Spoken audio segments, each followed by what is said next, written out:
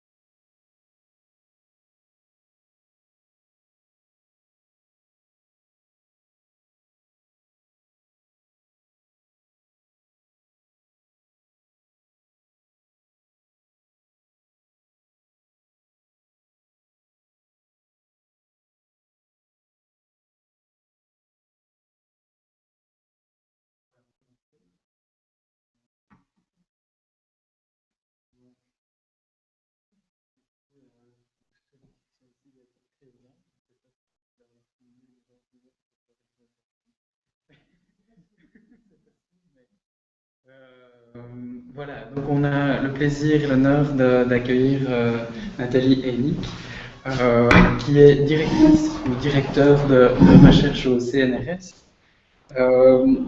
Elle est donc spécialisée dans la sociologie de l'art, enfin, au sens très large du terme, je dirais, mais elle aborde plusieurs thématiques plus précises sur plusieurs concepts.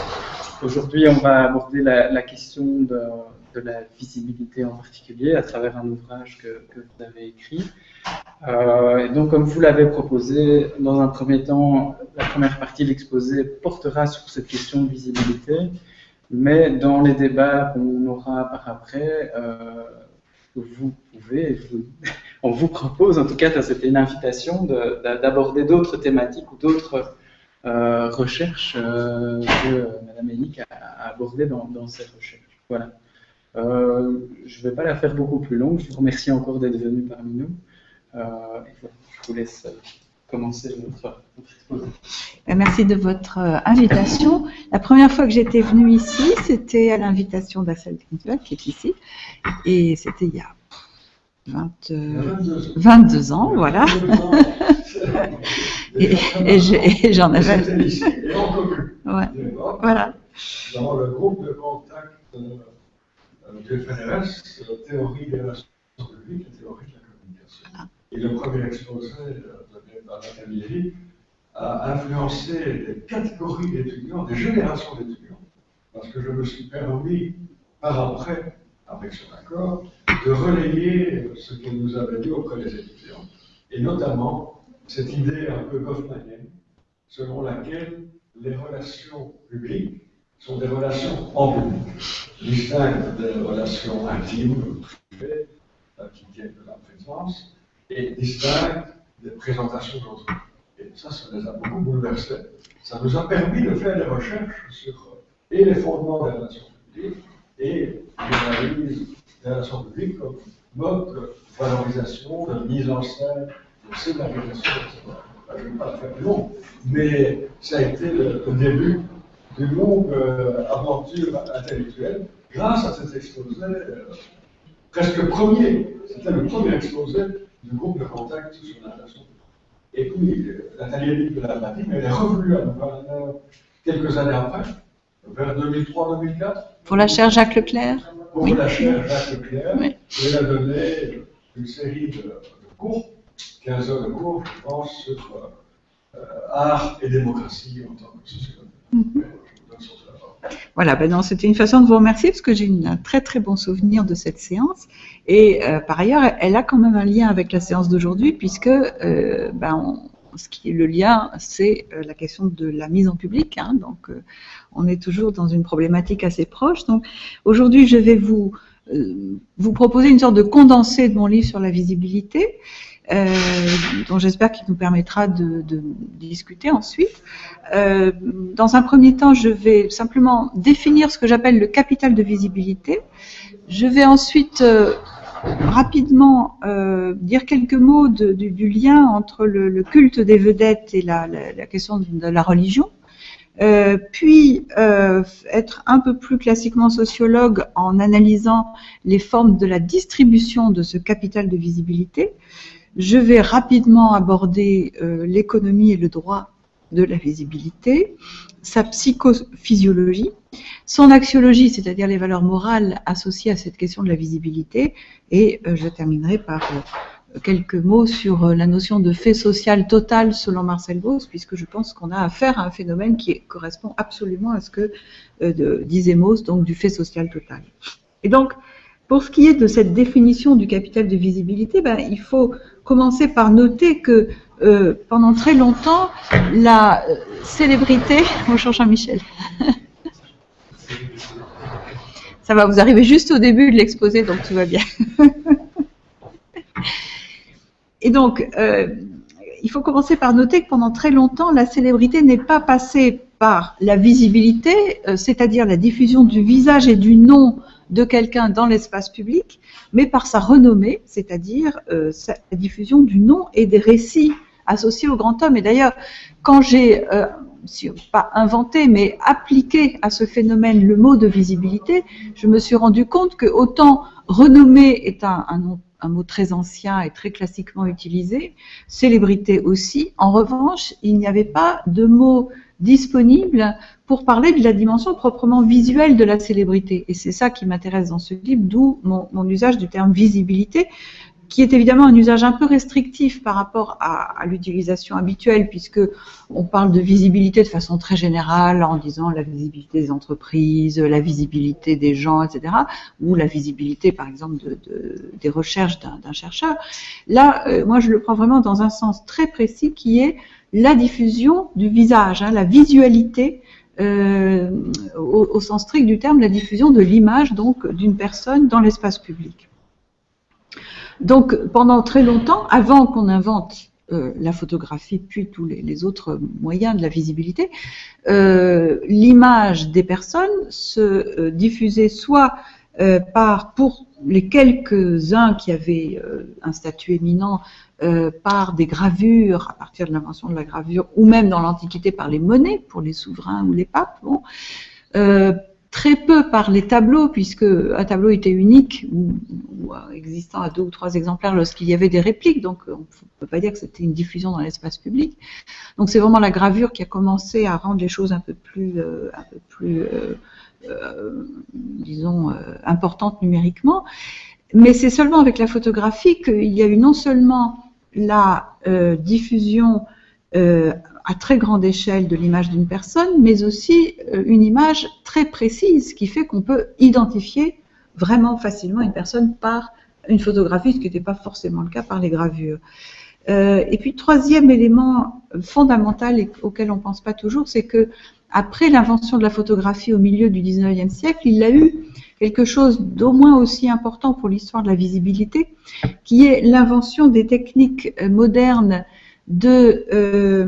d'impression de l'image dans les journaux. Donc ça, c'est à la toute fin du 19e siècle, c'est d'ailleurs au moment de l'invention du cinéma, dans les années 90, 1890, ce qui a permis non seulement une diffusion à très grande échelle de l'image des célébrités, mais une consommation immédiate par un grand nombre de personnes au même moment de cette image. C'est-à-dire que ce n'est pas seulement la grande échelle spatiale, c'est aussi temporellement, des centaines de milliers de personnes ont pu contempler au même instant l'image de la même personne. Bon, et ça, c'est vraiment une grande révolution qui va être bien sûr relayée par l'invention du cinéma, de la télévision, puis d'Internet. On y est encore, on continue à avoir des inventions de technologie de la diffusion des images. Donc c'est grâce à cette nouvelle mise en visibilité de la célébrité que se créera au début du XXe siècle ce qu'on appelle le culte des vedettes. Vous connaissez ça très bien. Et on a là ce qu'on pourrait appeler une fabrication technique de l'ubiquité à grande échelle, qui aujourd'hui est tellement familière, fait tellement partie de notre culture que nous ne percevons plus à quel point c'est totalement bouleversant. Pour nos ancêtres, ça aurait été quelque chose d'incompréhensible, que l'on puisse avoir cette forme d'ubiquité. Et en découle un nombre très important de conséquences, mais au premier rang de ces conséquences, une extraordinaire assomption de la valeur de célébrité qui, et c'est ce que j'essaye de montrer dans ce livre, modifie en profondeur la vie sociale dans toutes ses dimensions, hiérarchiques, professionnelles, économiques, juridiques, psychologiques, politiques et morales. Bon. Et donc, à la renommée dans le temps qui faisait la postérité des grands hommes au-delà de leur vie terrestre, s'est substituée en quelques générations la visibilité dans l'espace qui fait la médiatisation des vedettes au-delà du lieu de leur présence. Et ce basculement conjoint du temps à l'espace et de l'ancien au nouveau se double, en plus d'un renversement hiérarchique entre le bas et le haut, le vulgaire et le noble, en matière de valeurs affectées à la représentation publique. Puisque, loin de représenter, comme jadis, une déchéance dans la dignité, l'exposition publique de sa propre image est devenue une façon de se grandir, y compris pour des catégories qui traditionnellement y étaient réfractaires, comme notamment l'aristocratie. Donc, je vais maintenant essayer de préciser ce que j'appelle le capital de visibilité. Il y a donc un nouveau phénomène et une nouvelle terminologie, d'où mon usage du terme de visibilité pour penser cette dimension proprement visuelle de la célébrité. Et il est très important d'insister avec cette notion de visibilité sur la reproductibilité des images, c'est que les images, dès lors qu'elles sont reproduites, parce qu'elles sont reproduites, suscitent une attente de mise en présence avec ce que Walter Benjamin appelait l'ici et maintenant de l'original. C'est comme ça qu'il définissait l'authenticité, l'ici et maintenant de l'original. La dimension médiatisée de la reproduction technique instaure un écart fondamental entre le référent et le signe, le modèle et l'image, le réel et la représentation, et c'est de cet écart que naît le désir d'être mis en présence de l'original lorsqu'on n'en connaît que la copie. Cette attente engendre un investissement émotionnel considérable, ce même investissement qui, du temps où l'authenticité n'était pas encore devenue ce que Benjamin appelait le substitut de la valeur cultuelle, s'appliquait aux apparitions et à défaut aux reliques, qui étaient donc les substituts de la présence du saint. Alors, Chamfort définissait la célébrité comme, je le cite, l'avantage d'être connu de ceux que vous ne connaissez pas. Et cette définition est importante parce qu'elle ouvre à deux notions fondamentales et indissociables. D'une part, la connaissance, ou plutôt la reconnaissance, par laquelle on met un nom sur un visage, et d'autre part, la dissymétrie, autrement dit, l'inégalité numérique entre les reconnaisseurs et les reconnus, l'avantage d'être connu de ceux que vous ne connaissez pas. Avec la visibilité, l'image multipliée fait la grandeur et appelle la reconnaissance au sens d'identification, reconnaissance qui permet à son tour la reconnaissance au sens de confirmation et la reconnaissance au sens de déférence, voire la reconnaissance au sens de gratitude, lorsque l'idole en personne fait don de sa présence. Le propre des vedettes en régime médiatique, c'est le nouage de tous les sens du mot reconnaissance, donc le sens cognitif, le sens interactionnel, le sens hiérarchique et le sens émotionnel. Il suffit d'être reconnu pour être reconnu à tous les sens du terme, l'identification devenant confirmation, déférence et gratitude. Donc ça, c'est ce premier grand critère de la visibilité, cette question de la reconnaissance. Et donc, deuxième grand critère, après cette diffusion à grande échelle de l'image du sujet, c'est la dissymétrie. Dissymétrie entre celui qui est vu et ceux qui voient, celui qui est identifié et ceux qui identifient, celui qui est reconnu et ceux qui reconnaissent, celui dont la présence au-delà de ces images est appelée comme une grâce par ceux qui, en retour, le gratifient de leur admiration. Et vous reconnaissez là, bien sûr, le phénomène des fans sur lequel je reviendrai. À la multiplication des images, premier critère donc du capital de visibilité, fait écho la multiplicité des sujets capables d'identifier ces images d'une unique personne, donc de mettre un nom sur le visage en question, c'est le deuxième critère. La dissymétrie dans l'identification signale et opère à la fois un écart de grandeur. Je précise que cette notion d'écart de grandeur, je l'avais mise en place et développée à propos de mon livre sur les prix littéraires, sur l'épreuve de la grandeur, prix littéraire et reconnaissance, où j'expliquais comment une gratification telle qu'un prix littéraire instaure un écart de grandeur et que cet écart de grandeur est un phénomène extrêmement difficile à gérer pour tout le monde, que ce soit pour celui qui en est bénéficiaire ou pour les admirateurs. Cette grandeur, avant de tenir à des propriétés personnelles, dans le cas des célébrités, tient avant tout au nombre de personnes capables de rapporter un nom à un visage, de sorte que l'écart entre la multiplicité des sujets qui reconnaissent et l'unicité de l'objet reconnu étend le lien qui les unit à la dimension d'une admiration collective. Bref, l'inégalité dans l'interconnaissance est l'une des formes les plus simples et les plus fondamentales d'inégalité, mais peut-être trop simple pour avoir été traitée par les sciences sociales. Pourquoi est-il si important de prendre au sérieux cette question apparemment triviale et évidente de la dissymétrie entre les admirateurs et l'admiré, les reconnaisseurs et le reconnu? c'est parce qu'elle crée un différentiel de ressources entre les gens connus et inconnus, différentiel qui peut s'assimiler à un véritable capital. Ce capital, donc, que j'appelle le capital de visibilité, confère à son détenteur du prestige, du pouvoir, des relations et de l'argent. Mais il n'est réductible à aucune des autres formes de capital que nous connaissons, pas même à ce qu'on appelle le capital social, puisque le capital social mesure simplement l'étendue et la qualité des connaissances ou des relations, mais non pas le degré de réciprocité. La preuve qu'on a bien affaire à un véritable capital au sens littéral du terme, c'est que le capital de visibilité possède toutes les caractéristiques d'un capital au sens classique, c'est-à-dire au sens économique, puisqu'il est une ressource mesurable, on peut mesurer le nombre d'admirateurs d'une célébrité. Il est accumulable, puisque sur cette célébrité se fixe un certain nombre de privilèges qui s'accumulent. Il est transmissible, puisque le capital de visibilité, comme vous le savez, se transmet aux héritiers, les fils et filles d'eux, des célébrités. Il rapporte des intérêts, comme je le montre dans le chapitre sur l'économie de la visibilité, qui est une économie absolument phénoménale, dont on n'a pas idée, mais en effet, il y a une dimension marchande très très forte.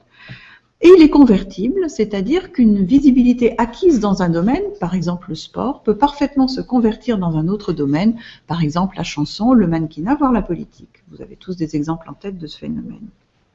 Et donc, le capital de visibilité a bien opéré une transformation majeure de la hiérarchie en créant tout simplement une nouvelle catégorie sociale. Apparue dans le courant du XXe siècle, cette catégorie n'a encore, me semble-t-il, guère été repérée comme telle.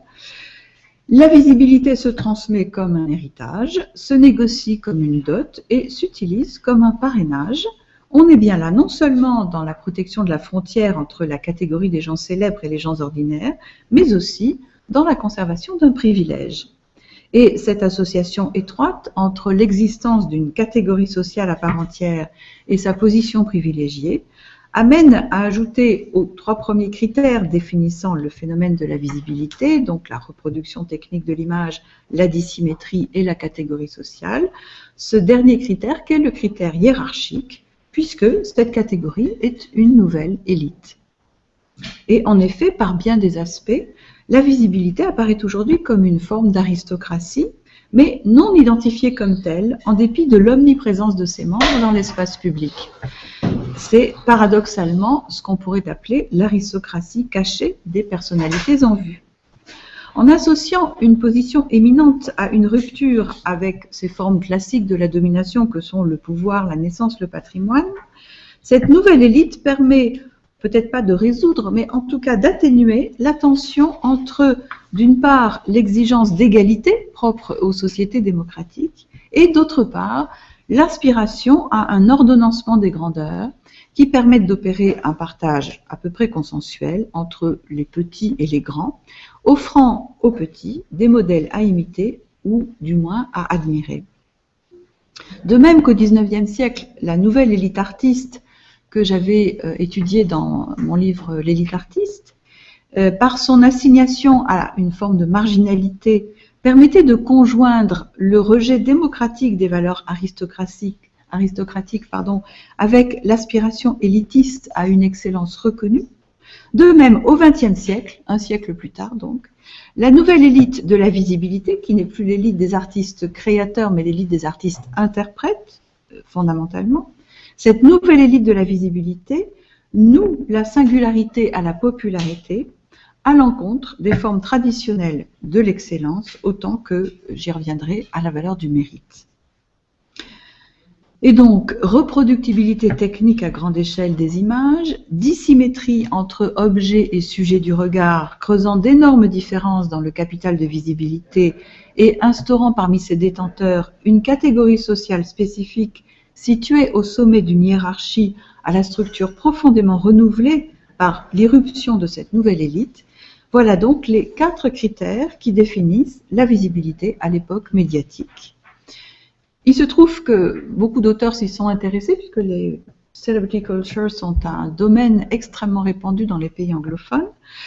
Ceux qui s'y sont intéressés ont perçu l'un ou l'autre de ces critères, mais jamais les 4 en même temps, Or, il me semble que c'est justement leur articulation qui permet de donner toute sa mesure à un phénomène à la fois spectaculaire et profondément novateur, et en même temps assez peu observé dans nos disciplines, et surtout, je crois, assez peu compris dans toutes ses dimensions, sans doute parce qu'il est recouvert par, d'une part, le voile de la familiarité, puisque c'est un phénomène que nous avons sous les yeux tous les jours, ne serait-ce qu'en regardant les titres de la presse People, et aussi recouvert par le voile du mépris de classe, qui fait que cette culture étant une culture très populaire, elle est assez peu prise en considération, en tout cas dans le monde académique.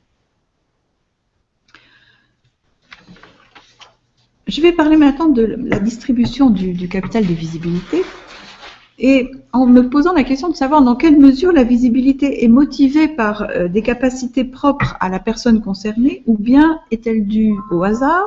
Excusez-moi, j'ai oublié mon téléphone.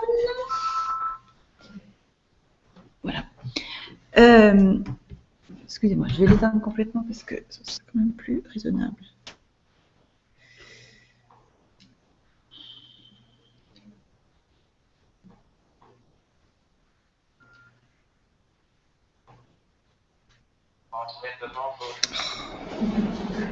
On découvre toujours des fonctions.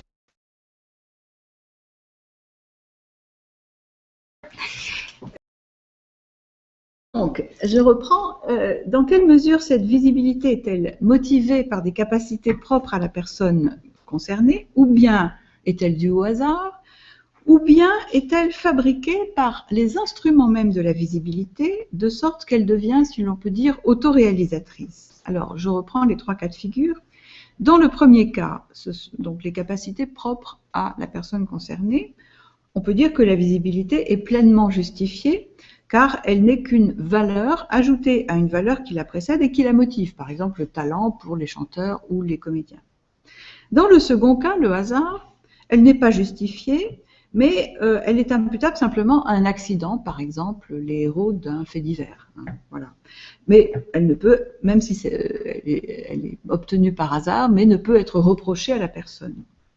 Dans le troisième cas, dans le cas où elle est créée par les instruments mêmes de la mise en visibilité, elle n'est justifiée par aucun acte extérieur et antérieur à la mise en visibilité et n'a donc d'autre cause qu'elle-même. C'est typiquement le cas des présentateurs de télévision ou des héros de télé-réalité, qui deviennent des célébrités simplement parce qu'ils sont mis sous le regard des caméras.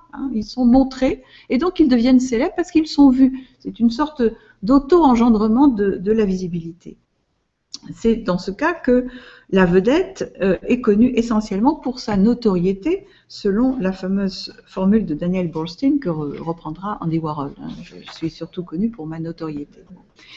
Et dans ce cas, la visibilité est une valeur que j'ai proposé de qualifier de endogène ou auto-engendrée, puisque ce sont les moyens techniques de mise en visibilité qui, à la fois, fabriquent et entretiennent le capital de visibilité par un mouvement circulaire ou, plus précisément, spiralé. Toujours plus on est visible et plus on devient visible. Et c'est donc entre, d'une part, le pôle de la valeur ajoutée à une autre valeur et le pôle de la valeur endogène, autoproduite, que se distribuent les différentes catégories de célébrités, donc d'un pôle à un autre, sur un axe évidemment hiérarchisé qui va du plus ou moins justifié selon les normes de la morale ordinaire, ou on peut dire du plus ou moins légitime, en même temps que de la ressource la plus ancienne à la plus actuelle, la plus ancienne pour la valeur préexistante et la plus actuelle pour la valeur endogène. Et c'est ainsi que la télévision et les nouveaux médias produisent, donc notamment Internet, produisent ce qu'on peut appeler des parvenus de la célébrité, qui ne bénéficient que d'une visibilité endogène à défaut d'être adossés à des valeurs plus solides.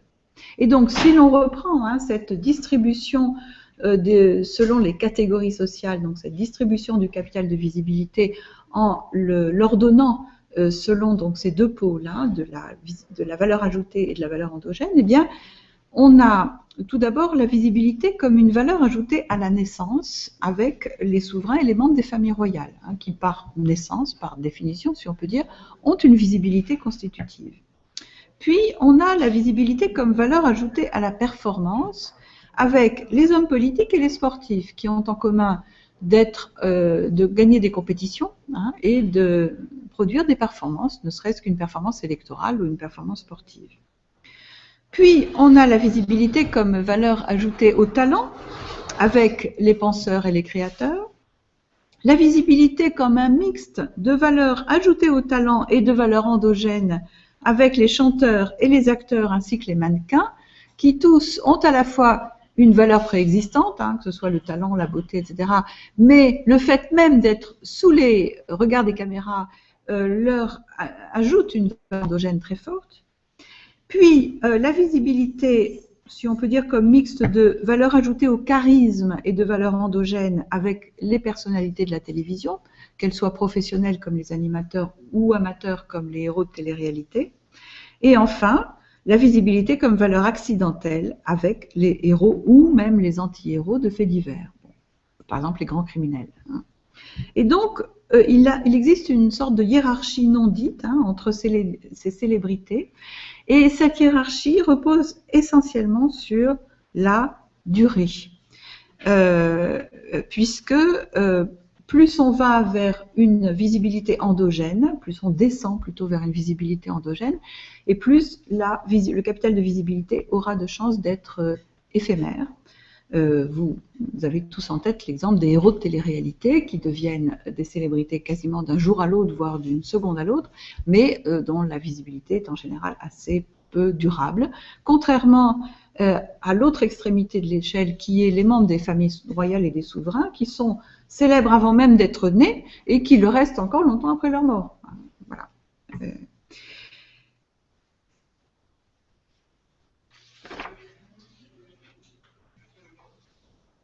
Et donc, on voit que ces mutations tout à fait spectaculaires dans la distribution du capital de visibilité accompagnent une mutation tout aussi spectaculaire de la notion d'élite et rejoint à un plus haut niveau une mutation historique de la notion d'excellence, de ses définitions et de ses attributions.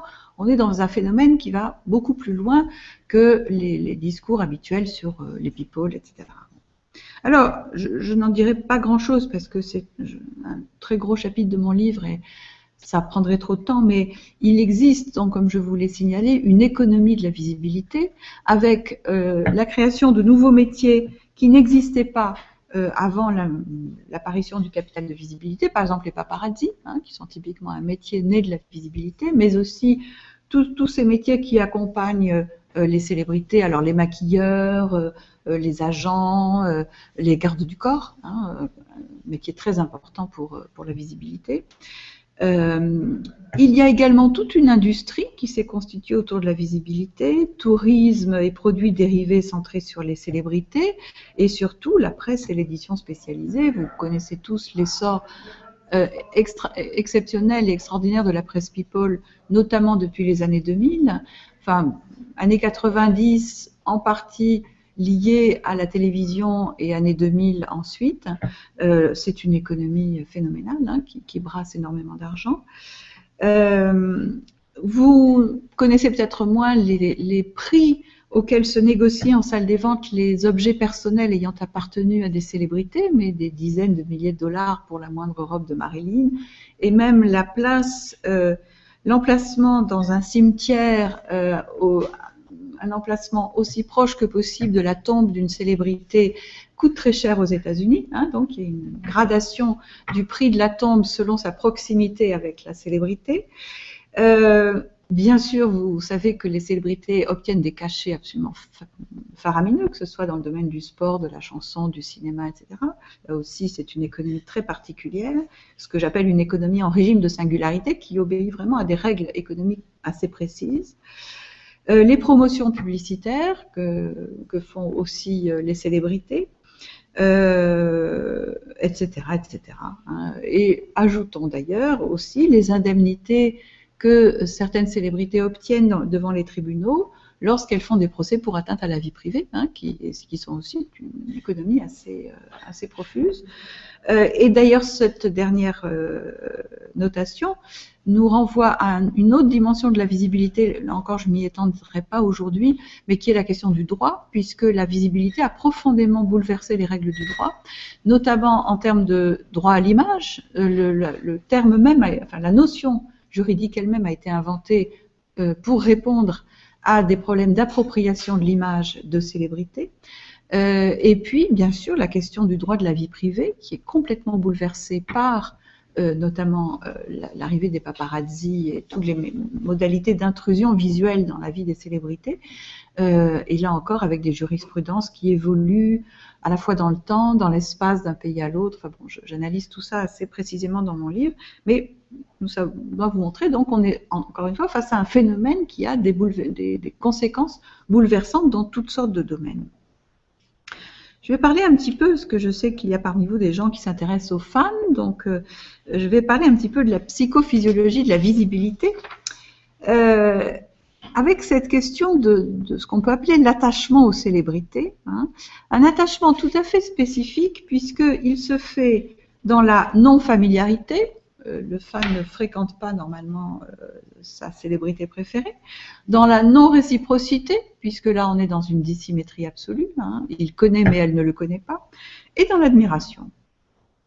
Alors, cela dit, cet attachement partage aussi certains traits avec l'attachement aux gens ordinaires, qui est double, d'une part l'attachement par identification à la personne admirée, et d'autre part l'attachement par désir de possession de cette personne. Et là, on est dans des formes d'attachement qui n'ont rien à voir avec la visibilité de façon spécifique, hein, qui peuvent apparaître dans tous les domaines avec des gens tout à fait ordinaires. Dans la vie courante, il n'est pas considéré comme anormal de faire d'une personne un objet d'identification, pas plus que d'en faire un objet d'amour ou de désir, que ce soit un désir sexuel ou simplement un désir présentiel.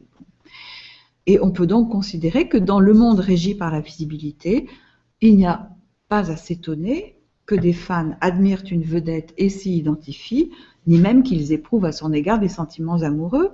La seule chose qui peut nous interroger, c'est le caractère extrême des émotions ainsi éprouvées.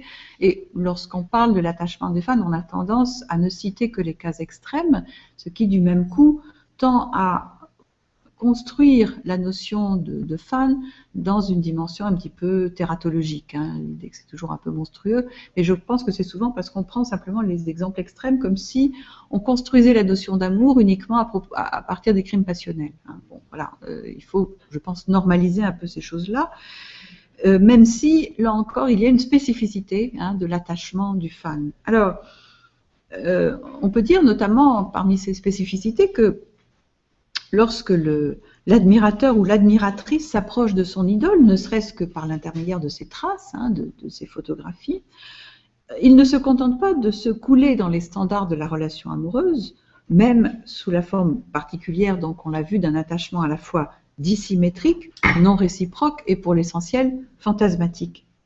En outre, cet admirateur ou cette admiratrice opère aussi une sortie hors de l'anonymat du grand public, hors de la foule des autres fans, en tâchant d'instaurer une relation unique. Bon, il y a quand même ce désir d'unicité de la relation, même si on sait qu'on est nombreux. Mais évidemment, l'idée d'une dualité entre l'objet et le sujet de l'admiration, d'une relation unique, hein, entre le fan et la vedette, demeure largement imaginaire. Le fan sait bien qu'il n'est pas le seul à aimer, mais quand même, il peut se leurrer lui-même en se racontant l'histoire romantique d'une proximité, voire d'une intimité, sinon d'une relation exclusive avec l'objet de son admiration. Et j'analyse dans le livre plusieurs films dont le scénario repose sur ce cas d'un fan qui peut s'approcher de sa vedette et qui entre en lien intime avec la vedette. Loin d'être seul face à la vedette, le fan est entouré d'une foule d'autres fans auxquels il peut s'identifier en partageant un même sentiment pour leur objet commun. Donc la relation n'est pas duelle mais multiple et même multipliée quasiment à l'infini du nombre de fans potentiels. La relation avec l'idole engage d'autres admirateurs et même des collectifs d'admirateurs, soit que ce soit des collectifs déjà institués comme les fan clubs, soit des collectifs constitués ponctuellement pour une occasion, comme le sont les publics rassemblés lors d'une cérémonie funéraire, d'un événement, d'une représentation, d'un concert, etc. Ce sont toujours des collectifs de fans face à la vedette.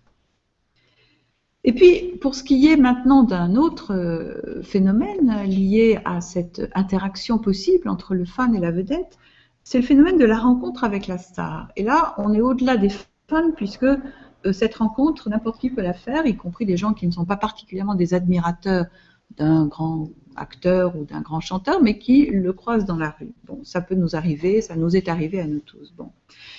Les effets d'une telle rencontre peuvent aller d'un extrême à l'autre sur l'échelle des degrés d'admiration, soit le renforcement ou la confirmation de sa grandeur, « Oh, qu'est-ce qu'il est beau !» soit sa normalisation par sa réduction à l'ordinaire, bof, il ressemble à n'importe qui, soit même la désillusion lorsque la rencontre déçoit les attentes. Oh, bah, il est beaucoup plus petit que ce que je croyais, hein. C'est souvent ce qu'on se dit quand on rencontre une vedette, voire même une dissonance cognitive lorsque l'aspect ou le comportement de la vedette entre en trop violente contradiction avec son image publique, par exemple un grand acteur que l'on rencontre complètement sous sur la voie publique. Mais quelle que soit l'issue de cet événement a toute chance d'exercer un véritable, on pourrait dire un effet disruptif, hein. C'est vraiment un moment événementiel dans la vie de celui qui l'a vécu, qui se trouve doté d'une expérience émotionnelle spécifique, une expérience qu'il va se dépêcher de partager avec des tiers en racontant sa rencontre.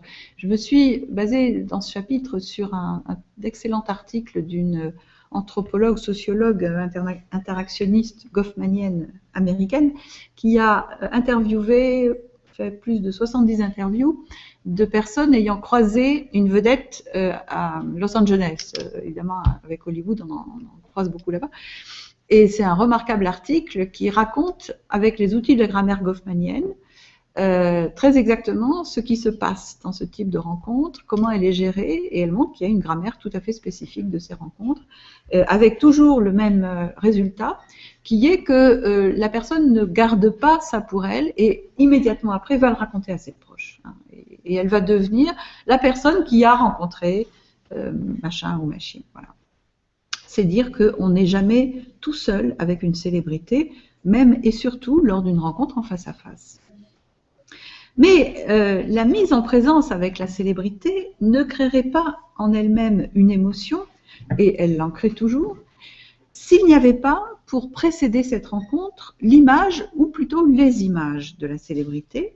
Et ces images possèdent une charge émotionnelle d'autant plus puissante qu'il y a toujours, même de façon lointaine, l'éventualité de la présence de la personne ou de sa réalité passée. On peut la rencontrer ou on a pu la rencontrer. En même temps que la fascination prend sa source dans le va-et-vient entre la singularité de l'admiré et la multiplicité des admirateurs, elle prend sa consistance dans le va-et-vient entre la présence et l'absence, la proximité et la distance. C'est ce que j'appelle l'effet référentiel, c'est-à-dire, encore une fois, le fait que lorsque un être nous est connu par ses images, la rencontre avec le référent de ces images, avec la personne en elle-même, produit un effet émotionnel très fort, qui n'a pas d'autre cause que lui-même. Hein. C'est cette rencontre avec le référentiel dont on connaît les signes, les images, et ça ne vaut pas d'ailleurs que pour les personnes, mais aussi pour ce que j'appelle les objets personnes, et notamment les œuvres d'art. Je me souviens être tombée par hasard dans un musée américain sur l'Adam et Ève de Masaccio, dont j'ignorais qu'il était dans ce musée, dont je connaissais évidemment beaucoup de reproductions. Et le fait de me retrouver nez à nez avec ce tableau m'a créé un véritable choc émotionnel, hein, qui n'était pas lié seulement à la qualité du tableau, mais simplement au fait que je le voyais en vrai. Hein, voilà. Et c'est d'ailleurs, je pense, le principe de la consommation effrénée de la mise en présence de la Joconde. Hein, dès lors que ce tableau est connu par ses doubles, c'est-à-dire par ses images, il y a une recherche très forte de ce moment d'émotion très particulier qui est la mise en présence avec le référent, avec l'original. Alors, maintenant je vais venir à une dimension extrêmement importante, je crois, du phénomène, qui est ce que j'appelle l'axiologie de la visibilité, c'est-à-dire les valeurs morales, enfin les valeurs associées à cette question de la visibilité. On vient de voir que la visibilité est un phénomène ambivalent sur le plan psycho-affectif. Elle l'est aussi sur le plan axiologique, puisqu'elle occupe une place particulière sur l'échelle, disons, de légitimité des valeurs. Elle pose de façon cruciale la question du mérite dans une société démocratique et oblige donc à relativiser le mérite en le replaçant dans un éventail plus large de justification de la grandeur, pour reprendre le vocabulaire de Boltanski et Thévenot. Si on entend par grandeur l'État, ne donne pas d'autres définitions. De la visibilité, le principe d'une grandeur qu'on peut appeler singulière en un double sens, puisque elle repose par principe sur l'exceptionnalité, mais aussi elle occupe une place atypique dans cette grammaire des justifications de la grandeur, ou plus généralement dans le système des valeurs. Alors, je vous rappelle cette fameuse phrase de Daniel Boorstin. Pour ceux qui ne le savent pas, Daniel Boorstin est un journaliste américain qui a publié au début des années 60 un livre extrêmement célèbre, The Image, qui parle du rôle de l'image dans la société américaine, qui était le premier diagnostic de cette dimension, de l'importance de cette dimension de visibilité, même si le terme n'était pas utilisé, sous un éclairage évidemment assez critique. Et c'est en fait exactement le même type de considération que reprendra Guy Debord 5 ans plus tard dans La Société du spectacle. Sauf que en France, c'est arrivé 5 ans plus tard parce que la prégnance de la télévision dans la culture populaire est arrivée un peu plus tard en France. Mais je pense que l'un et l'autre livre ne sont que la conséquence de la prise de conscience dans les milieux lettrés de l'importance prise par la culture télévisuelle, en gros. Bon. Et donc, phrase de Daniel Boorstin, donc un homme célèbre est une personne connue pour sa notoriété. Cette phrase qui a été très très citée est un symptôme de sa consonance avec une exigence axiologique qui est très profondément ancrée dans nos sociétés. Et c'est d'ailleurs cette même exigence qu'épingle la phrase tout aussi célèbre de Warhol sur le fameux quart d'heure de célébrité qui serait bientôt promis à tout un chacun. Car si n'importe qui peut devenir célèbre, fût-ce pour peu de temps, le quart d'heure, n'est-ce pas qu'un rien, voire rien du tout, ne motive cet accès à une grandeur qui du coup cesse d'en être une, puisqu'elle serait impartie à tout un chacun. Évidemment, la chose est un peu plus complexe que ne le suggère la pirouette d'Andy Warhol, dont d'ailleurs personne n'a jamais douté qu'elle n'a d'autre valeur que de plaisanterie, car il faudrait une révolution axiologique profonde pour qu'une grandeur accordée à tout un chacun continue d'en être une, dès lors qu'un privilège est accordé à tout le monde, c'est plus un privilège, et surtout pour qu'on cesse de chercher des explications et surtout des justifications fondées sur des valeurs à un différentiel de statut entre des êtres, ce que j'appelle un écart de grandeur qui toujours doit être justifié dans notre société pour être acceptable, justifié donc accroché à des valeurs. Bon. Et c'est là qu'apparaît le problème de la visibilité, qui était vraiment un problème axiologique fondamental. Dès lors, en effet, que la visibilité ne repose pas forcément sur, comme je l'ai dit tout à l'heure, une valeur préexistante telle que le talent, mais repose aussi sur la construction même technique de la visibilité, donc en tant que valeur endogène, elle pose la question du mérite. Cette célébrité mérite-t-elle vraiment toute l'admiration dont elle fait l'objet? C'est une question absolument récurrente, dès lors qu'il est question de people, peopleisation, etc. Et vous savez aussi bien que moi que la célébrité, le phénomène de la célébrité, de la visibilité, fait l'objet de critiques extrêmement récurrentes, notamment dans les milieux lettrés, les milieux universitaires au premier plan, et de critiques fondées sur des valeurs.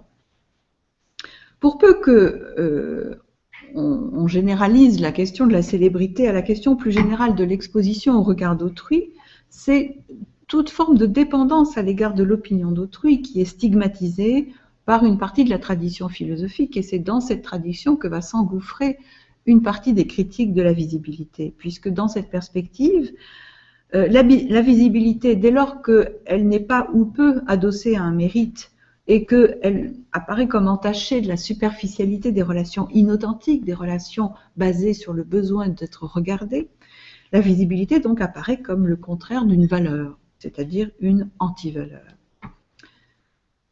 Cela dit, la perspective inverse existe aussi puisque on assiste à toutes sortes d'arguments qui font l'apologie de l'exposition au regard d'autrui, mettant en avant la visibilité comme un besoin humain fondamental. Les deux traditions existent à la fois dans la philosophie et dans la morale commune. Et symétriquement, c'est alors l'invisibilité qui apparaît comme une antivaleur, une infraction à l'éthique en tant qu'elle serait préjudiciable ou associée à une forme d'inégalité. L'inégalité dans la visibilité, c'est aujourd'hui un des fondements de la critique sociale. On voit donc que la visibilité est axiologiquement ambivalente. Elle oscille entre un droit moral et un privilège indu, et ce, non seulement pour les penseurs professionnels, mais aussi pour les gens ordinaires. Les diatribes contre la bipolisation ne cessent pas, mais il n'empêche absolument pas des millions de lecteurs d'acheter chaque semaine les magazines qui en ont fait leur fonds de commerce. Et les fans eux-mêmes oscillent entre l'admiration et l'envie, la dévotion et le ressentiment, la désolation, mais aussi la jubilation lorsque leur idole chute pour une raison ou pour une autre. La querelle de l'iconoclasme opposait au Moyen-Âge et à la Renaissance ceux qui acceptent, voire qui vénèrent l'image de l'idole en tant qu'elle serait une médiation positive donnant accès au divin, et ceux qui refusent, voire qui détruisent cette image, en tant qu'elle serait une médiation négative, faisant écran à la présence du divin. Derrière la contradiction entre une visibilité acceptée, voire désirée, et une visibilité refusée, voire détestée, se profile une même logique centrée sur le rôle ambigu attribué à la médiation, selon qu'on y voit ce qui rapproche ou au contraire ce qui sépare de l'objet d'admiration, de l'objet d'amour ou simplement de l'objet de regard. L'ambivalence de la médiation apparaît ainsi homologue de l'ambivalence de la visibilité elle-même, à la fois décriée pour son manque d'authenticité, le fameux spectacle selon Debord, et louée pour sa capacité à dévoiler, à sortir du secret, à tout dire. Ce sont par exemple les justifications des émissions de télé-réalité qui se basaient sur l'idée que c'était bien de tout montrer, qu'il n'y avait pas de raison de cacher des choses, que la transparence était une vertu. Bref, ce n'est pas la visibilité en tant que telle qui est inauthentique, donc mauvaise dans ses critiques, mais c'est sa médiation par la médiatisation. Et c'est en fait la médiation des médias qui est l'essentiel, qui fait l'essentiel de l'objet des critiques de la visibilité. Et donc la visibilité possède cette particularité d'être une qualité à la fois éminemment publique, puisqu'elle n'existe que par l'exposition d'un être dans l'espace public médiatisé, et elle est en même temps une valeur essentiellement privée, puisque l'attachement aux vedettes tend à s'éprouver et à se pratiquer plus qu'à se revendiquer. On ne dira pas j'aime telle vedette parce qu'elle est connue. C'est pas le fait d'être connu n'est pas une valeur en tant que telle. Il faut que l'admiration soit soutenue par une autre valeur. J'aime cette vedette parce qu'elle a un talent fou, parce qu'elle est très belle, etc. Et d'ailleurs, de ce point de vue, la visibilité est très proche de la valeur de beauté, qui est aussi une valeur qui tire beaucoup plus du côté du pôle privé que du pôle public. Sauf pour les métiers de représentation comme les métiers d'hôtesse, on ne pourra pas revendiquer publiquement au moment d'une embauche dans une entreprise que l'on embauche telle personne parce qu'elle est belle. C'est une valeur que l'on peut faire valoir en privé, mais qui ne pourra pas avoir sa place dans l'espace public de justification. Mais c'est exactement la même chose pour la visibilité.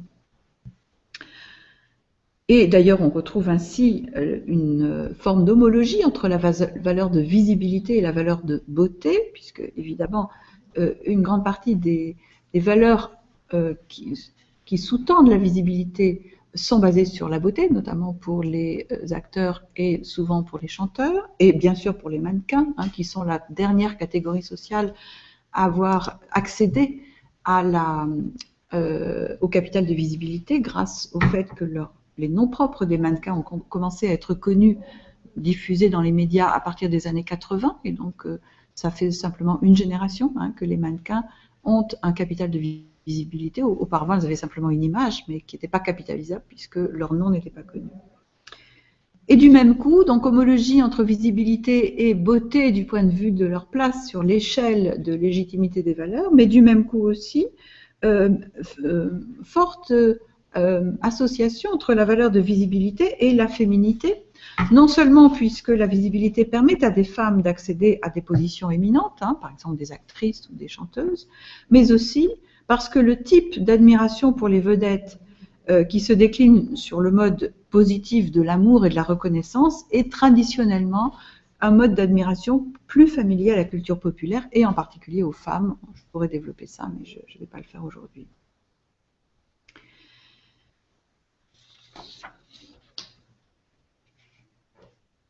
Dans la culture occidentale, et notamment dans son héritage religieux, il existe une dualité tout à fait marquée entre deux principes qui permettent de construire ce qu'on pourrait appeler une axiologie de la juste distribution, c'est-à-dire un système de valeurs permettant de justifier les écarts de grandeur.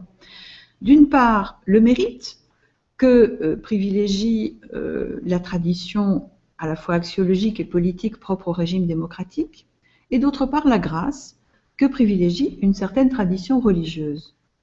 Si le mérite est à la fois dénié par les formes actuelles du prestige médiatique et en même temps toujours réaffirmé par ses condamnations, ne reste-t-il pas la grâce pour donner une consistance morale à la grandeur des gens célèbres?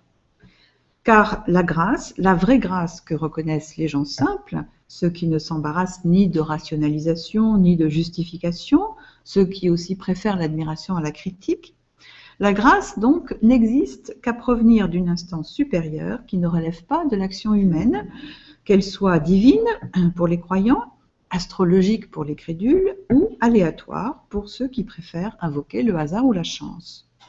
À leurs yeux, l'excellence n'a pas à être méritée ni discutée, elle doit être simplement célébrée, vénérée, adorée, en tout cas reconnue, dans un mouvement collectif d'admiration qui unit une communauté face à la singularité d'un être hors du commun. Que la grandeur puisse être donnée à certains et pas à d'autres, cela ne choque ni n'offense leur sens de la justice, cela satisfait leur besoin d'admirer, tous ensemble, sans réserve. Et dire leur ou parler de eux ne signifie pas de couper la société en deux catégories, d'un côté les savants et les savants et les simples, les rationnels et les irrationnels, mais plutôt c'est désigner deux polarités que nous connaissons tous nous-mêmes en notre fort intérieur et que nous savons tout à fait investir, même si l'une ou l'autre de ces modalités nous est plus familière dans certains contextes. La grâce, donc, c'est le mode d'accès à la grandeur des gens célèbres aux yeux de ceux qui prennent d'abord plaisir à reconnaître, à tous les sens du terme, identifier et confirmer, plutôt qu'à justifier. Et c'est dire que la critique des savants trouve là une cible rêvée, puisque le monde du renom, pour reprendre la terminologie de Boltanski et Thévenot, est particulièrement vulnérable, comme vous le savez, à la critique. La visibilité, avec les phénomènes extrêmes auxquels elle donne lieu, ne peut que exacerber cette défiance envers ce qui ne cesse d'être stigmatisé dans le monde savant comme vulgarité, publicité, inauthenticité, marchandisation, aliénation ou irrationalité. La philosophie, le droit, la morale, la politique, le souci des écarts hiérarchiques se conjuguent pour opposer à une consommation de la célébrité qui ne cesse de se développer les digues d'une condamnation par le monde savant de pratiques perçues comme essentiellement populaires, iconophiles et idolâtres. Et ainsi se rejoue, à propos d'une forme de rapport aux idoles modernisée par les moyens techniques de fabrication des icônes, la tension millénaire qui, dès la basse Antiquité, habitait le culte des saints, car ce qui a changé dans le rapport à ce que j'appelle les grands singuliers, entre les premiers temps du christianisme et notre entrée dans l'ère médiatique, c'est que, comme l'expliquait donc le grand historien Peter Brown, ces figures protectrices sont maintenant des êtres humains. C'est ce qui a changé. Et voilà pourquoi, me semble-t-il, la visibilité peut être qualifiée de fait social total. Vous avez vu qu'elle englobe absolument tous les domaines de notre vie sociale. Elle touche la hiérarchie, les religions, la politique, le sport, le journalisme, l'art, les professions, l'économie, le droit, la psychologie, la morale.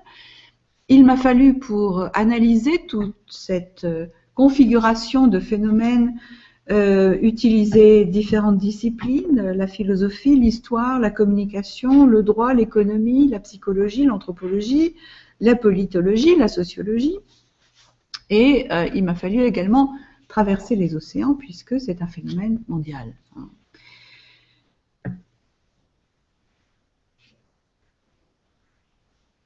Si le phénomène de la visibilité à l'âge médiatique est aussi nouveau que les techniques qui l'ont rendu possible, l'économie à la fois hiérarchique, émotionnelle et axiologique dans laquelle il s'inscrit tout en la renouvelant est une économie très ancienne. C'est donc dans la longue durée qu'il faut considérer ce phénomène en tant qu'il relaie des pratiques profondément ancrées dans notre culture, notamment grâce aux formes religieuses qu'elles y ont prises pendant longtemps. Sous l'Ancien Régime régnait l'élitisme aristocratique fondé sur une excellence sans singularité, car due à l'appartenance familiale, mais avec une particularité à laquelle renvoyait justement la fameuse particule aristocratique. Particularité donc d'une excellence collective, étayée par un récit familial et résumée par un nom. C'était l'excellence sous l'Ancien Régime. Après la Révolution française s'est installé un élitisme bourgeois, où l'excellence rimait avec le mérite, la conformité aux conventions et le respect du standard de l'argent. Mais très vite, dans le deuxième tiers du XIXe siècle, s'y est ajouté l'élitisme artiste, où pour la première fois, l'excellence a pu reposer sur la singularité, singularité du talent et de l'originalité, mais aussi singularité de la marginalité sociale, celle des artistes. Enfin, l'élitisme médiatique, apparu au XXe siècle, a mis au premier plan la singularité, mais une singularité d'autant plus dissociée de l'excellence qu'elle repose sur la seule visibilité. De l'excellence sans singularité à la singularité sans excellence, ainsi oscillent les conceptions de la grandeur et avec elles l'économie des relations entre des communautés et les singularités autour desquelles elles se nouent, entre la multitude et l'être hors du commun, grandi par ses exploits, le héros, ses souffrances, le martyr, son génie, l'artiste, ou simplement par l'amour collectif qu'il inspire, et c'est la célébrité. Merci de votre attention.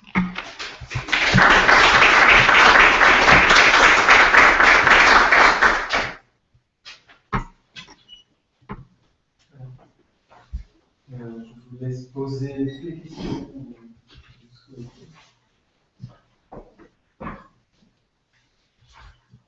Je commence. Non, bonjour, j'étais le groupe pardonner. Bon, j'aime beaucoup ces références à la longue durée des associés. Et je me demande, comment pour toucher sur tes dernières phrases, tu fais apparaître à la fois donc, une continuité par rapport à des figures anciennes, mais avec des modifications, de la technique de tracement, mais aussi les dernières phrases que tu as dites, qui a dit le martyr, le héros, et puis cette nouvelle singularité par la singularité. Mais le fait qu'il y ait cette nouvelle singularité par la singularité, cette nouvelle singularité par la singularité, est-ce que ça modifie du côté de ce qu'est devenu un héros, ce qu'est devenu un martyr, ce qu'est devenu. Est-ce que sont devenus des autres figures plus classiques? Je pense que, alors, au niveau de la sainteté, il n'y a plus grand-chose aujourd'hui qui fasse figure de sainteté, sauf des formes de transfert. Hein. Mais bon, il n'y a plus beaucoup de... Enfin, ça existe encore, disons, mais sous une forme très peu... assez peu visible. Hein. La question de la sainteté aujourd'hui. Bon, au niveau de du héros, c'est difficile aujourd'hui d'imaginer un héros sans visibilité. Un héros qui n'ait pas de visage, je veux dire un héros actuel, hein, pas un héros du passé. Bon, voilà, je pense que là, il y a un impératif de mise en visibilité qui rend difficile de concevoir une forme de singularité liée à l'excellence, hein, le grand singulier, sans visage. Bon. Et puis du côté des artistes, eh bien, si on prend les créateurs, alors là, en effet, je montre dans le livre qu'il y a une réticence très forte des créateurs à se mettre en visibilité, que ce soit les peintres, les écrivains, les compositeurs de musique, parce que nous vivons dans un monde où, en art, ce qui est considéré comme grand, c'est l'œuvre et non pas la personne. En revanche, pour ce qui est des artistes-interprètes, alors là, au contraire, on est dans le point de focalisation maximal de l'excellence avec la visibilité. Voilà, c'est pour ça que ce que j'ai essayé de montrer, en fait, c'est que l'émergence de cette élite artiste au XIXe siècle, essentiellement centrée sur les créateurs, va se déplacer au XXe siècle sur les interprètes, grâce à ces moyens techniques de reproduction. Donc, pour les artistes, on est plus que jamais, les artistes-interprètes et non pas créateurs, on est plus que jamais dans un monde où la visibilité a complètement reconfiguré cette question de l'excellence. Voilà. Je ne sais pas si ça répond à ta question. Reste quand même la fameuse tripartition sur laquelle je me suis appuyée, donc de Max Scheler, hein, le saint, le génie, le héros. Bon, reste quand même cette structuration fondamentale de la grandeur qui fait qu'on peut être grand par ses actes, le héros, par ses œuvres, le génie, ou par ses souffrances, le saint, enfin ses sacrifices. Bon, ça reste absolument présent. Sauf que les figures sur lesquelles se concrétisent hein, ces formes de grandeur, eh bien, se déplacent, évoluent.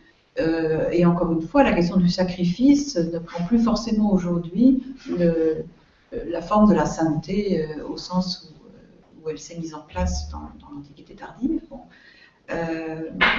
Et où l'héroïsation passe forcément par des formes de visibilité publique. Voilà.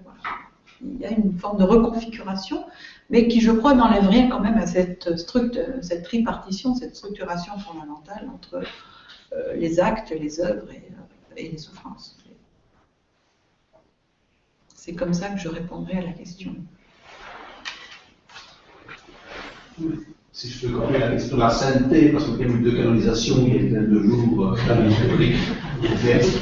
Est-ce que justement, ça va dans le sens que vous dites, parce que les deux saints qu'on a là, Jean 23 et Jean 22, voilà, c'est plus des images qu'on en avant, parce qu'ils ont un peu besoin de miracles pour être saints. Oui. On fait des miracles pour être saints. Oui, ils ont fait aussi vraiment des miracles. C'est pas les deux qu'il faut. C'est pas ça qui est sûr, c'est l'image qu'on met en avant. On voit les images à travers leur canonisation. Oui, oui, vous avez l'air de connaître ça mieux. Non, c'est-à-dire que c'est un lieu, évidemment, c'est pour dire que la canonisation a lieu selon les canons, mais justement, la visibilité a été différente, peut-être, voilà, le contexte est différent. Tout à fait, tout à fait. Je vous donne un exemple à propos de sainteté. J'étais un peu vite en disant que la question de la sainteté était moins actuelle aujourd'hui, donc c'est vrai qu'il y a eu ce cas, mais qui était un cas très institutionnalisé. Mais un exemple que je donne dans mon livre, que j'aime beaucoup, ça s'est produit dans les années 80, et c'est une speakerine de la télévision italienne qui était très populaire et qui est morte d'un cancer à l'âge de 38 ans, enfin bon, assez jeune. Et il y a eu tout un mouvement d'opinion issu de son village et du curé de son village pour lui demander qu'elle soit canonisée. Voilà. Et là, on voit bien comment c'est le capital de visibilité qui était le seul argument. Elle n'a pas fait d'autres miracles que le fait d'être vue par des millions de personnes au même moment. Enfin, c'est maintenant devenu quelque chose d'assez banal, pas vraiment un miracle.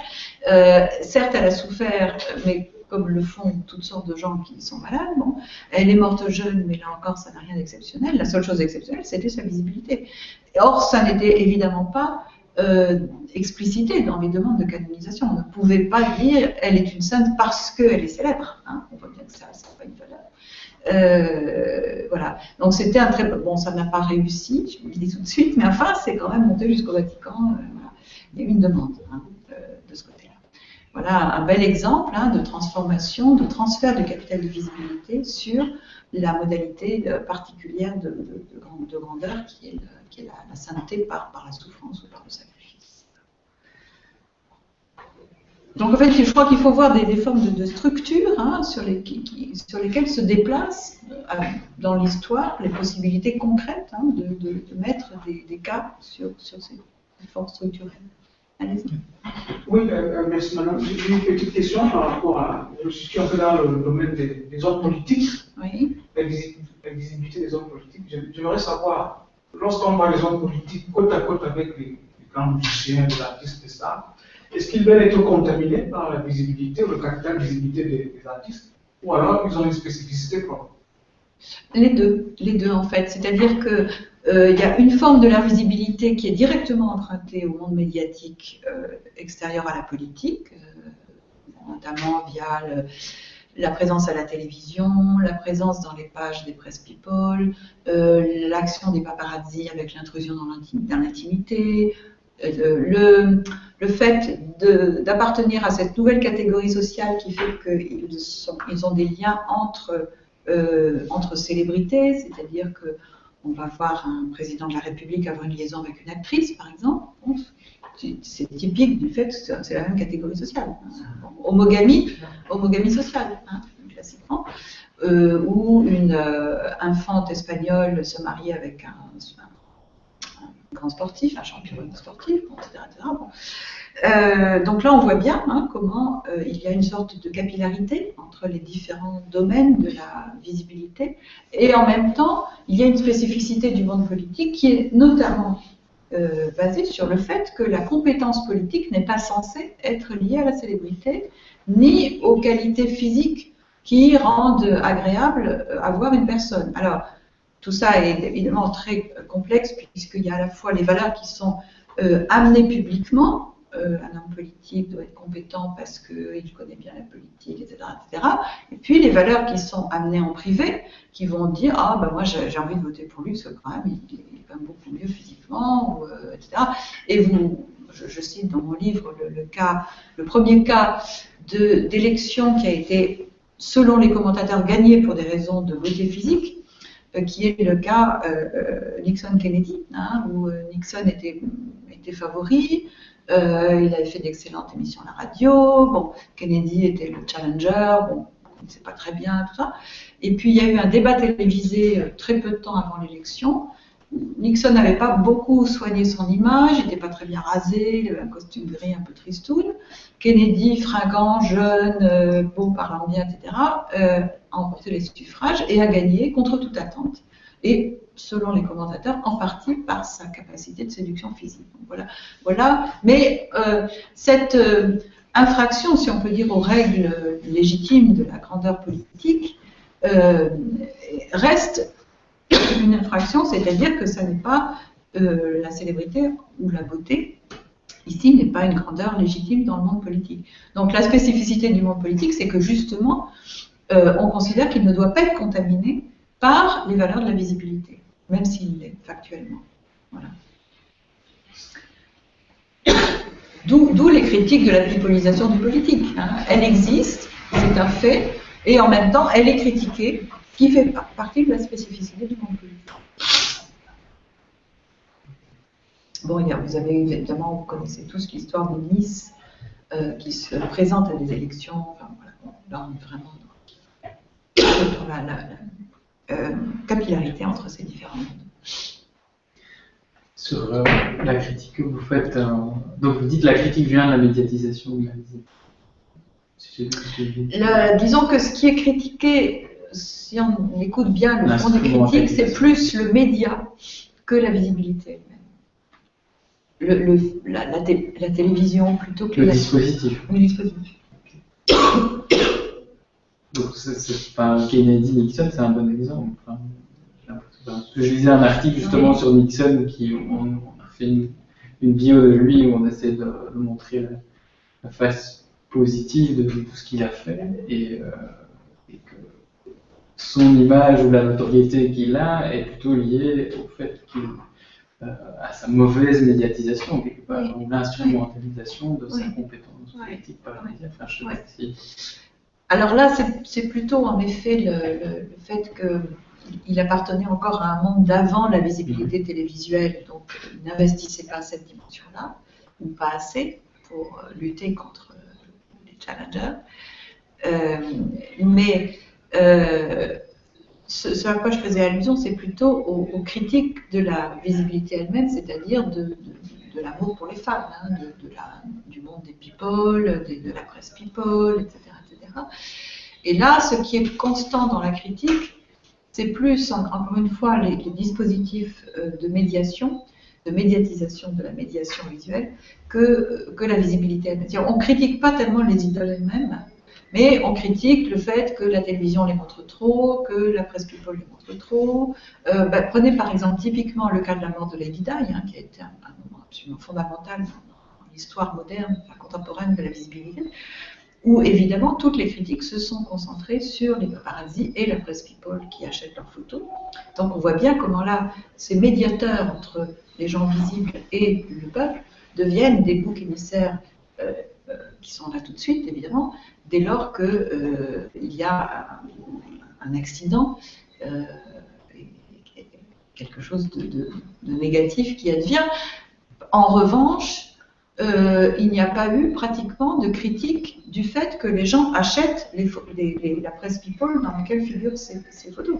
La logique aurait voulu que tout le monde dise, écoutez, arrêtons de nous intéresser aux célébrités, il n'y aura plus de paparazzi, et donc il n'y aura plus mort d'homme. Bon, voilà.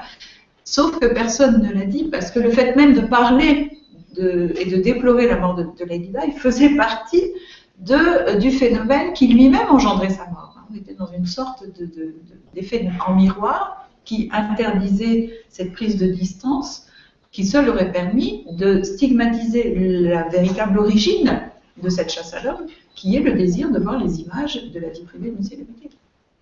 Voilà, donc il y avait une contradiction perpétuelle entre la dénonciation du travail des médiateurs, des paparazzi, de la presse people, et l'invisibilité, la transparence de ce qui fait la raison d'être de leur travail, à savoir le désir de voir ces célébrités et d'en parler, qui était à l'origine même des discours sur la déclaration de sa mort et l'accusation de ses responsables. Et on est dans des phénomènes toujours très très complexes et contradictoires. Est-ce que, enfin, embrayer, je vais vous amener vers un autre sujet, mais est-ce que c'est la même chose avec des expositions? Donc je pense à deux exemples d'expositions de musées qui ont été fort critiqués ici, le musée Hergé et le musée Fin de siècle récemment, qui ont été tous les deux fortement critiqués. Est-ce que c'est la même problématique ou pas non plus? Ils ont été critiqués pourquoi? Ici, mais donc le premier, c'est la manière dont la Fondation Hergé s'est appropriée l'œuvre. Pardon, je ne suis pas connaisseur, je pense que c'est là aussi un avis sur la question. Et sur le musée Fin de siècle, c'est plutôt, je pense, la récupération qui a été faite à des fins marketing, je dirais, d'une série d'œuvres qui étaient organisées dans cette exposition sans logique. Sans tenir compte de la logique artistique ou de l'histoire de l'art. Je résume et en fortement. Mais d'autres pans entiers de l'art, voilà.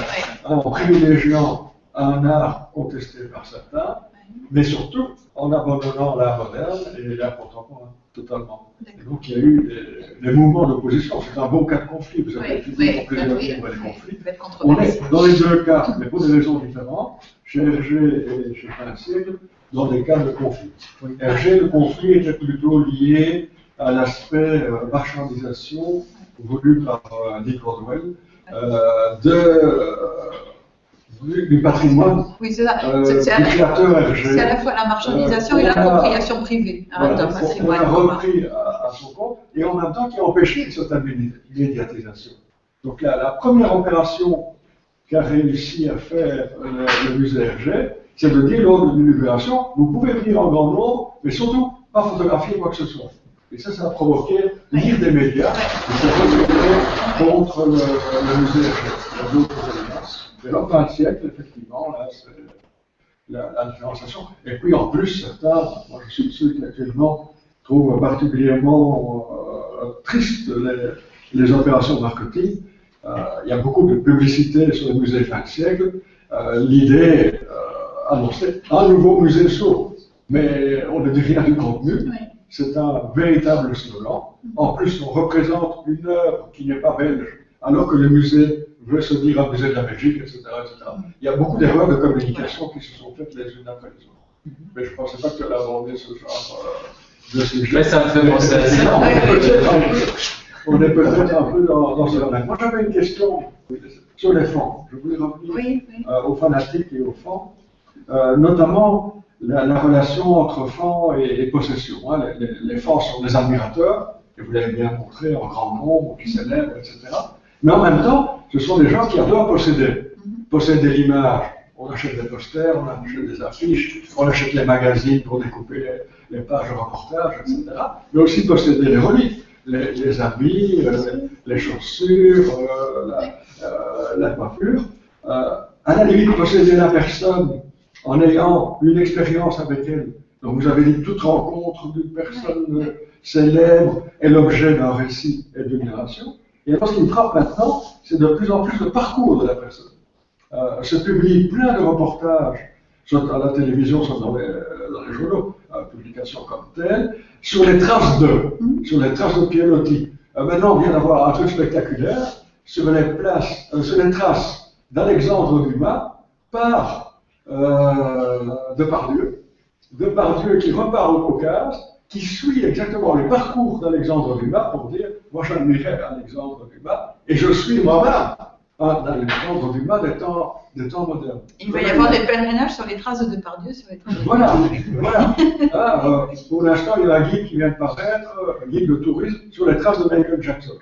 Ouais. Il y a des agences spécialisées en Californie qui font faire les tours des maisons des vedettes. Voilà. Donc, en effet, la collection des traces, c'est parce que la proximité est à la fois un désir né de l'attachement. Hein. Quand il y a attachement, il y a désir de proximité, quelle que soit la forme de l'attachement. Et parce que la proximité est aussi hiérarchique, c'est-à-dire que plus on est proche de quelqu'un de grand, plus on est grand. D'où la tombe à côté de la tombe de Marilyn, d'où, j'en montre pas dans le livre parce que je ne pouvais pas mettre d'illustration, mais si vous allez sur le site de mon laboratoire, le CRAL, et sur ma page personnelle, j'ai mis des illustrations que je n'ai pas pu publier dans le livre, et notamment aux États-Unis, il y a des endroits où vous avez une image découpée d'une vedette et vous pouvez poser devant l'appareil photo à côté de la vedette, comme si vous étiez en vrai à côté de la vedette. Donc, pour pouvoir montrer à vos amis que vous avez été à côté de la vedette. Personne n'est dupe, mais la proximité est un facteur de grandeur. Voilà. Donc, il y a à la fois la dimension reliquaire des traces par l'autographe, par les traces photographiques, les éléments de vêtements, etc. Le pèlerinage à Graceland avec les gens qui récupèrent des brins d'herbe du jardin de Elvis Presley. Et puis, la question de la proximité qui est un facteur de grandissement. Il y avait une question. Oui, il y avait une question d'abord au fond. Et puis. Juste une question, merci pour votre exposé, sur la question de la singularité, parce que vous avez parlé de la singularité du visage, et de la visibilité du visage, etc., et que la singularité se construit sur la singularité du visage, mais en même temps, il me semble qu'à un certain moment, notamment en parlant des nations, vous devez lier à la renommée. Et donc il faut que le visage à un certain moment s'articule à un nom pour qu'il y ait une véritable visibilité, sinon ça défile un peu comme... Et donc, du coup, ça veut penser qu'on a un sens inverse aussi, une renommée qui parfois se soutient par de beaux visages. Ce qui est très frappant pour l'oralité, ce sont les films sur des personnages historiques. On voit que les acteurs célèbres vont prêter leur visage à là, on voit que alors il y a un croisement finalement entre le visage et la renommée. J'ai envie de comprendre là-dessus. Donc la singularité comme croisement entre la renommée et la... Oui, alors, donc déjà, pour qu'il y ait capital de visibilité, il ne faut pas seulement qu'il y ait visibilité, il faut aussi que cette visibilité soit associée à une personne précise, donc par le nom. Hein. S'il n'y a pas attachement à la personne par le nom, c'est juste des images. Et donc les mannequins avant les années 80, c'était des images. Et ça n'était pas pour elles un capital de visibilité, c'était à la limite un capital professionnel, bon, leur visage, mais voilà. Et donc les phénomènes de célébrité qui font l'objet de mise en visibilité par des films biographiques utilisant la visibilité d'un acteur, c'est une sorte de visibilité au carré.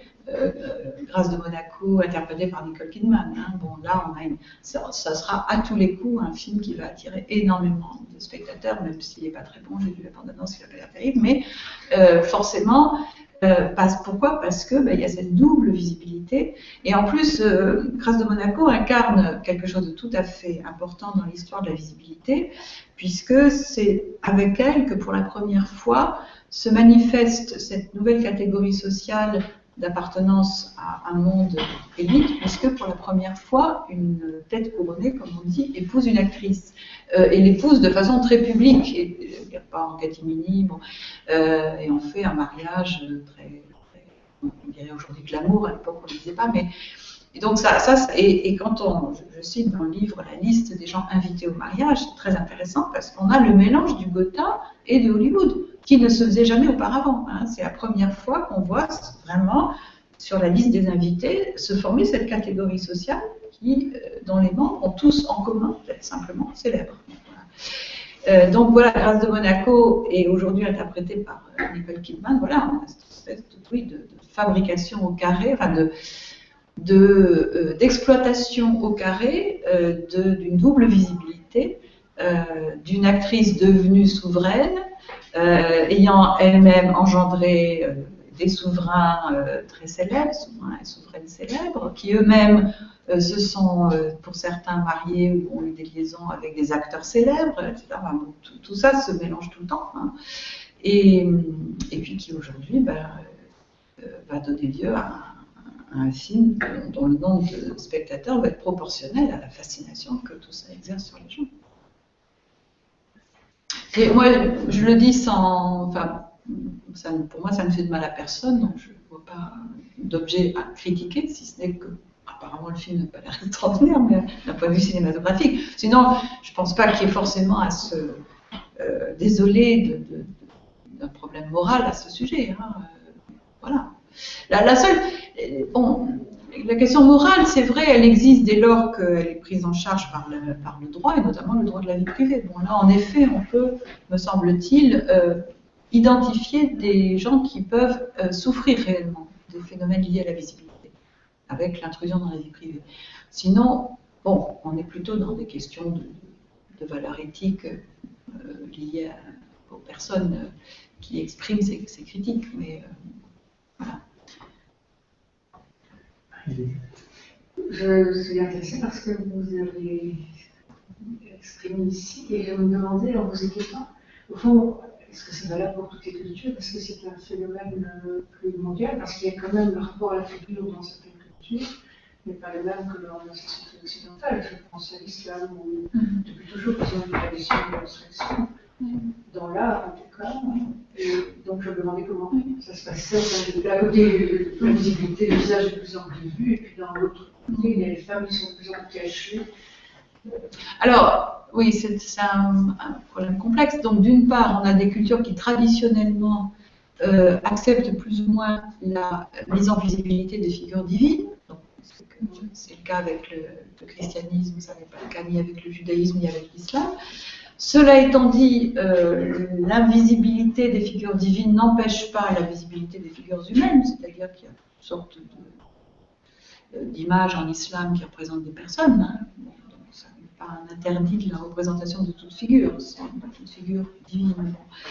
Et puis, il y a le fait que, parallèlement à ces cultures traditionnelles, il y a le phénomène tout à fait actuel des moyens techniques de reproduction de l'image, qui font que même des cultures très profondément imprégnées d'interdits traditionnels de certains types de figuration, ces gens ont la télévision, voit des chanteurs à la télé, les admire, et il y a énormément de vedettes du cinéma et de la chanson dans les pays musulmans, ça ne me gêne absolument pas. Pourquoi? Parce que d'abord, ces vedettes ne sont pas pris pour des dieux, donc ils ne sont pas confondus avec Mahomet quand même.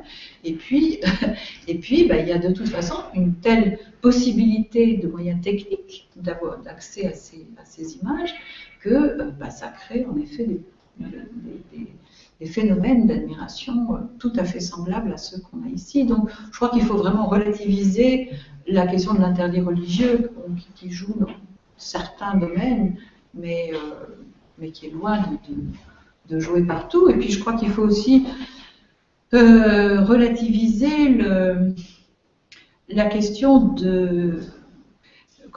Il faut mettre en perspective la différence entre des dogmes érigés par les élites, notamment les élites religieuses, et la réalité des cultes populaires. Bon, ne serait-ce que dans le christianisme, on sait très bien à quel point le culte des saints a été très fortement encadré, voire condamné par les élites chrétiennes. Bon, donc c'est avant tout un culte populaire qui a fait l'objet de toutes sortes de condamnations. Enfin, Peter Brown le montre très très bien. Donc, religion chrétienne, ça ne veut rien dire. Hein. Il y a la religion de l'élite, la religion du peuple, la tentative par la première de cadrer la seconde.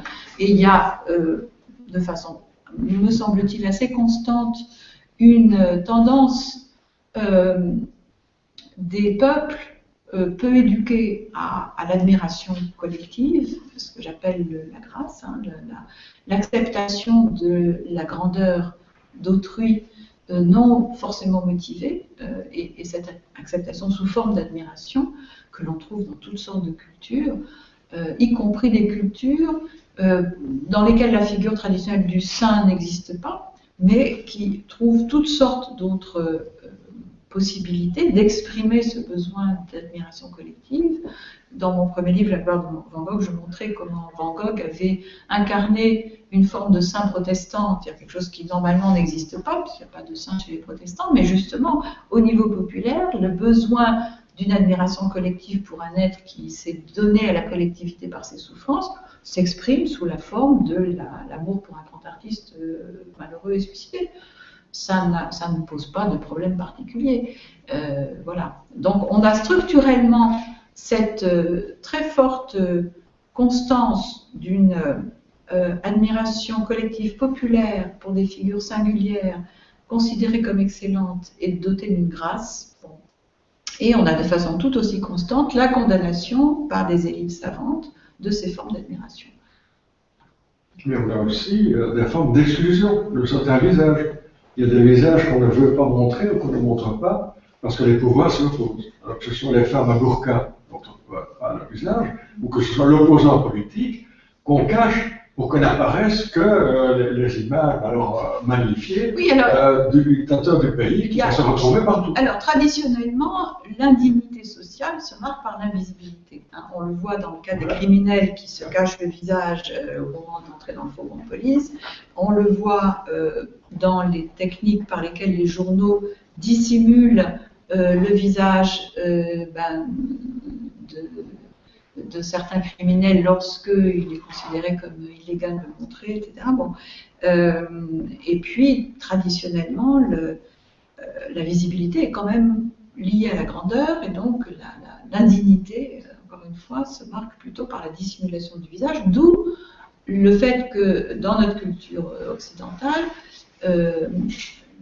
des individus qui se présentent dans l'espace public avec le visage dissimulé ne peut qu'être interprété comme une forme de stigmatisation extrêmement violente et profonde. Voilà.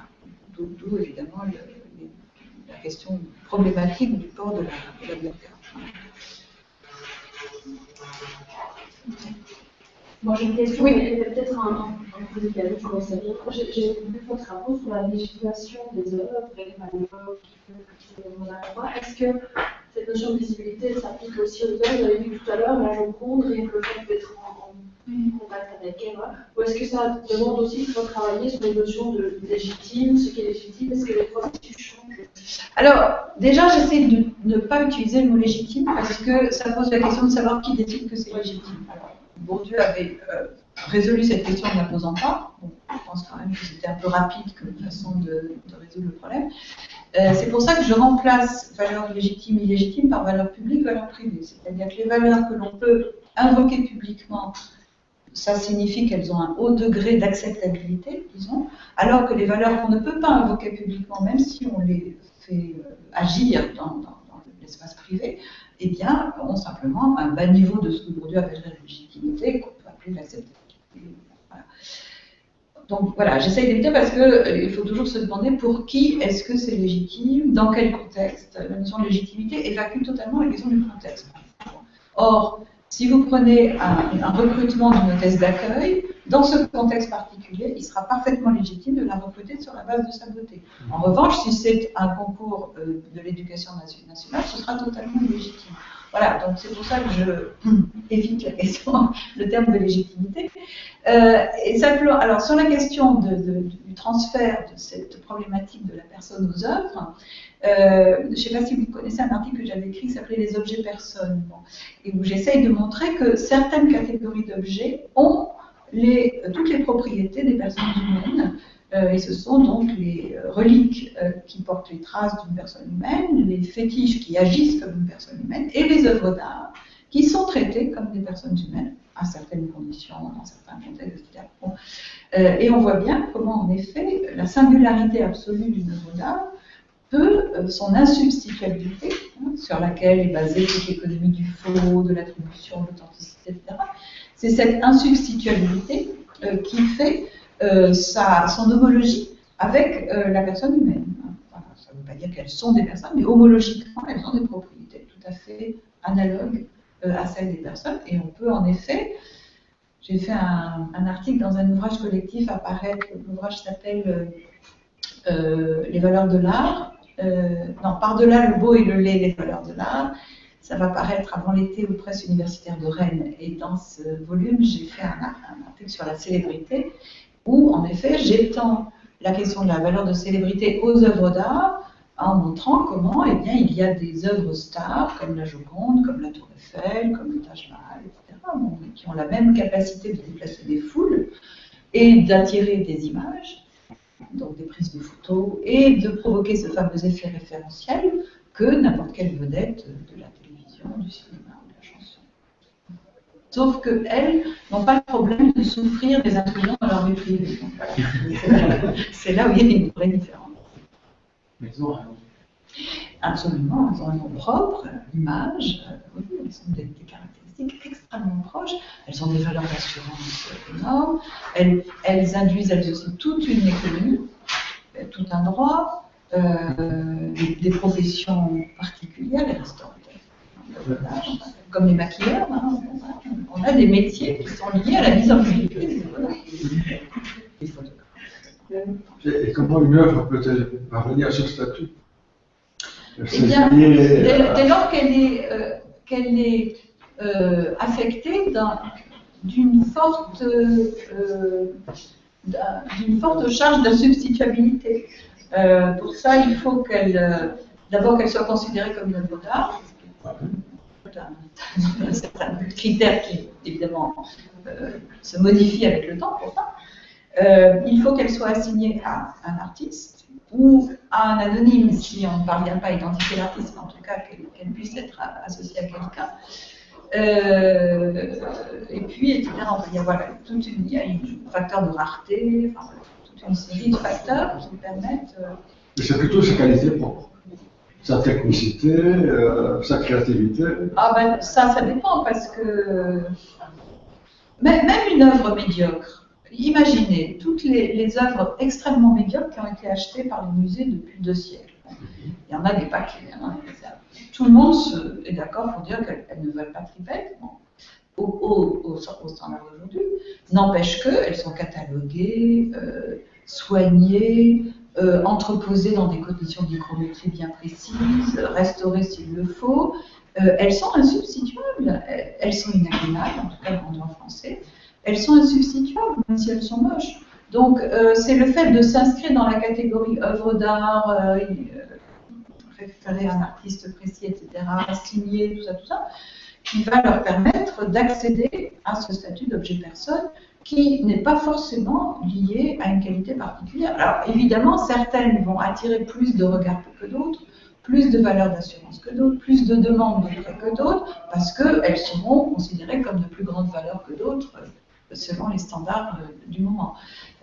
Donc, comme les vedettes, elles sont plus ou moins bankable, comme on dit. Voilà. Mais voilà.